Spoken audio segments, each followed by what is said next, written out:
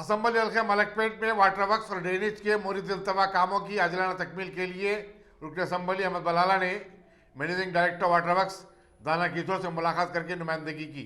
बादशाह उन्होंने पंजशाह के अपने दफ्तर में वाटर वर्क्स और GHMC के अहदेदारों के साथ एक इजलास मुनक़िद किया, जिसमें उन कामों की रफ्तार का जायजा लिया गया। अहमद बलाला ने कहा कि मासूम के खत्म होने के बाद इन कामों को तेजी के साथ मुकम्मल किया जाना चाहिए। इसमें मजीद ताखिर से आवाम को मुश्किलात का सामना करना पड़ेगा।